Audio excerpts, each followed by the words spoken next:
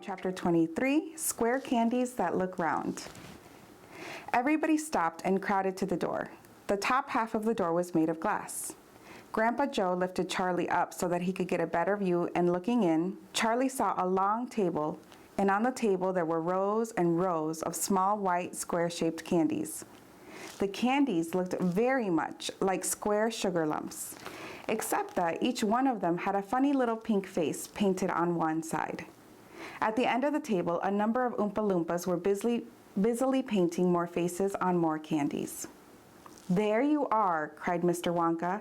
"Square candies that look round." "They don't look round to me," said Mike TV. "They look square," said Veruca Salt. "They look completely square."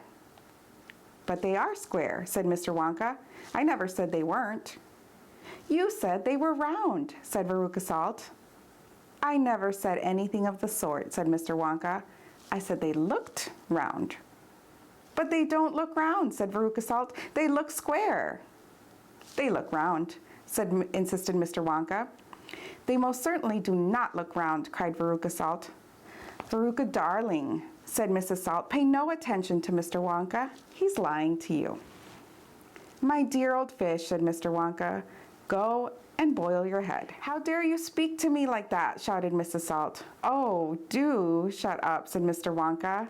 "Now watch this." He took a key from his pocket and unlocked the door, and he flung it open, and suddenly, at the sound of the door opening, all the rows and rows of little square candies looked quickly round to see who was coming in.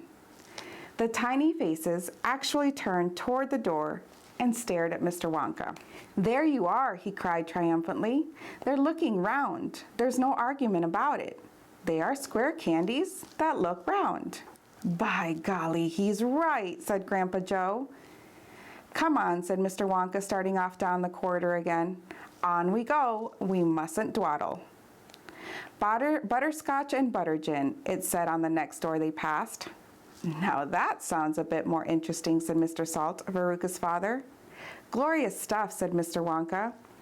"The Oompa Loompas all adore it. It makes them tiddly. Listen, you can hear them in there now, whooping it up." Shrieks of laughter and snatches of singing could be heard coming through the closed door.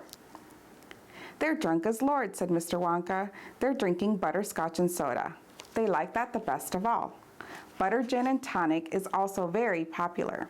Follow me, please. We really mustn't keep stopping like this." He turned left, he turned right, and they came to a long flight of stairs. Mr. Wonka slid down the banisters. The three children did the same. Mrs. Salt and Mrs. TV, the only women now left in the party, were getting very out of breath. Mrs. Salt was a great fat creature with short legs, and she was blowing like a rhinoceros.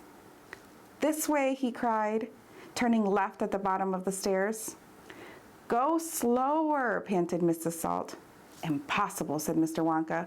We should never get there in time if I did." "Get where?" said Veronica Salt. "Never you mind," said Mr. Wonka. "You just wait and see."